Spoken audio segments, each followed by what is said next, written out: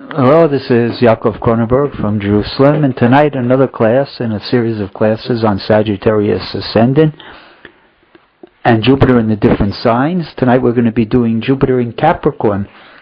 Again, an interesting combination. Jupiter in Capricorn is in fall, right? Jupiter doesn't work so good in Capricorn. Jupiter is the planet of expansion, and so when you put it in a sign of contraction, Jupiter can't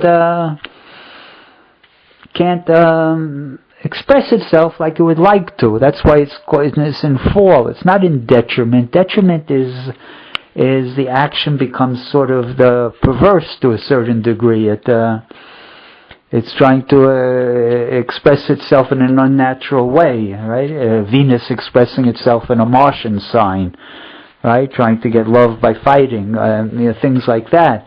But when you have Jupiter, when you have a planet in fall, it becomes as if it's numb. It can't bring out its essential nature because the planet, the sign that it's in, prevents it.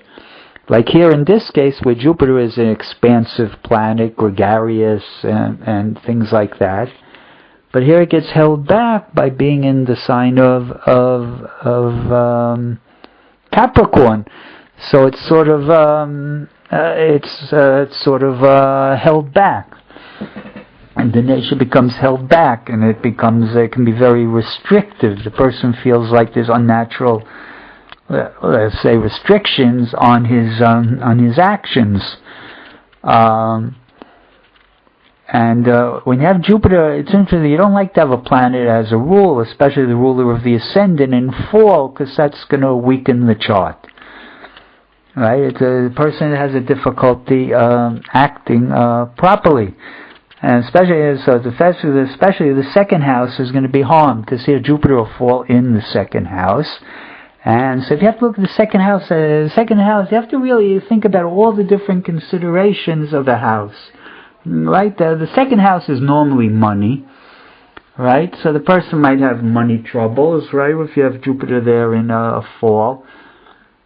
And he could get himself in money troubles. But you also have to look at it. I want to teach you a secret, is that you have to look at each house and see which sign it. The natural ruler of the second house in Adam Rishon's chart is Taurus, and Taurus rules the throat and the neck and the throat, and so it has a connection with what you eat and what foods you ingest, and it also has a connection with how you speak.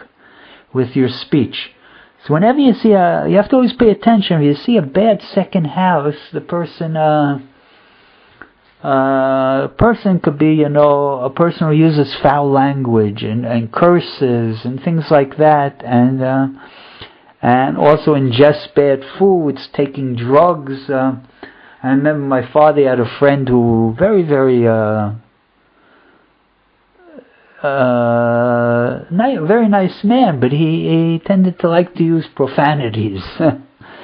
And he had this second house that was very, very also very some detrimental planets in the second house.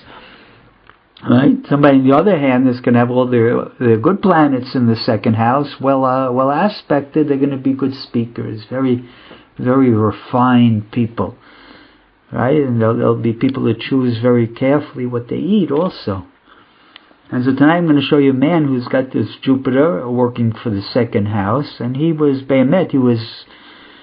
put in jail for his profanity, actually, which is hard to do.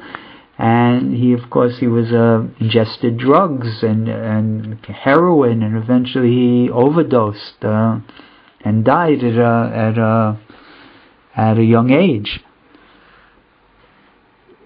And so we'll talk about his chart in a minute.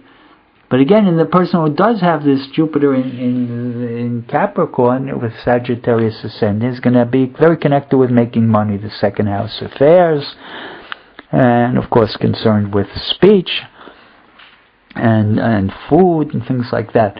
And tonight we're going to talk about a man who is very famous. Again, like he pushed the limits, he tested the limits of free speech and vulgarity and obscenity, and he went to court a number of times to try to prove himself. But he's a very, very difficult man, very, very hard chart. Not only, his name was Lenny Bruce, he was a nice Jewish boy, but he had a very difficult life. He did not have good parents at all. They didn't have a good start, and if you look at his chart, he's got the ruler. Like I said, he's got the ruler in fall, and he's got the 10th house. He's got the two planets in the 10th house. One is the Sun is in fall, and Mars in the 10th house is in detriment in Venus, and the Venus is in the 12th house, the house of imprisonment. So the house of confinement, of hospitalization, and he tested the boundaries of everything. He was in and out of hospitals, and he was in and out of court and jail. And you see, just all his chart was a mess, right? He became famous. Again, he's got the Sun there almost on the top of the chart in Libra. He was a very funny man, I assume. And he,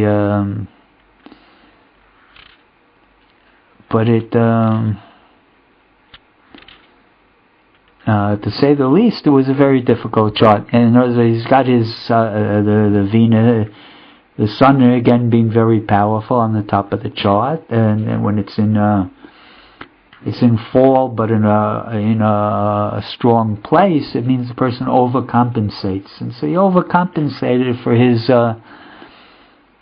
for his restrictions by going off into just expressing himself and doing whatever he wanted to do.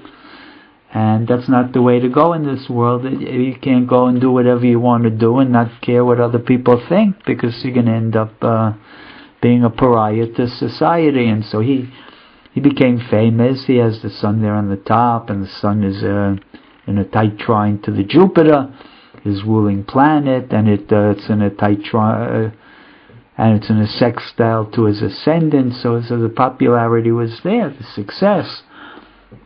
But again, whenever you succeed in a wrong way, you can't hold it. Eventually you lose it. And all those planets in Libra gave themselves up into Venus in the 12th house, and he isolated himself from by his drug usage and things like that, drug usage and profanities and he suffered. The man suffered probably very greatly because of this. That he was a person who couldn't fit in, and right. He's got also Mars square his Jupiter. That's a fanatic, a fanatic to express their ideas. Right? They like to fight. They're willing to fight. They're idealists. They don't like to compromise. Jupiter, Mars people, they don't compromise. They stand up for their fight, and they like to fight for their principles. And right, so he fought to be allowed to be obscene,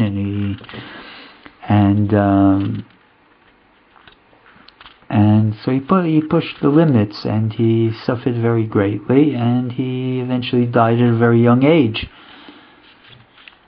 And I thank everybody for listening.